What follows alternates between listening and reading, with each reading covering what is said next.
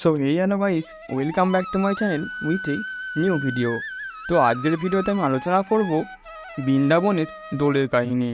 তো চলুন তাহলে ভিডিওটি শুরু করা যাক। শীত চলে গিয়েছে, বসন্ত দরজায় কোড়া নাড়ছে।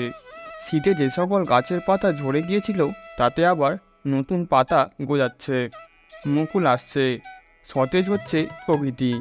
এমন একদিনে গৌরবর্ণ এক সুন্দরী তার সখীদের সঙ্গে গল্প হাসি ঠাট্টায় মশগুল। এমন সময় পিছন থেকে এক যুবক এসে আচমকা তার মুখে রং মাখিয়ে দিল। মেয়েটি কিছু বুঝে ওঠার আগেই ফের গায়ে দেওয়া হলো আবির। মেয়েটির সঙ্গীরা চিনতে পারে যুবকটিকে। শুরু হজল, একে অপরকে আবির মাখানো। কী রং নেই সেখানে, লাল, নীল, হলুদ, সবুজ সবই রয়েছে। মেয়েটি একটু ধাতস্থ হয়ে এগিয়ে এলো ছেলেটিকে রং দিতে। বাতাসে উঠছে আবির, গোটা অঞ্চল ঢেকে গেল রঙে। সেই প্রথম রং খেলার শুরু। আজ থেকে বহু বছর আগের কথা। জায়গাটি বৃন্দাবন।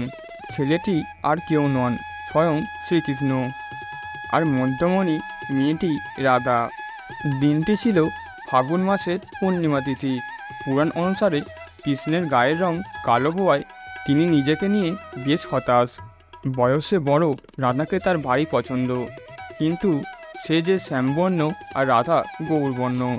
তাকে কি পছন্দ করবে রাধা? এই চিন্তায় ঘুম উড়েছে নন্দপুত্রের। ছেলের দুশ্চিন্তা দেখে একদিন মা যশোদা ছেলেকে চেপে ধরেন। তখন ছেলে মাকে খুলে বলে মনের সব কথা।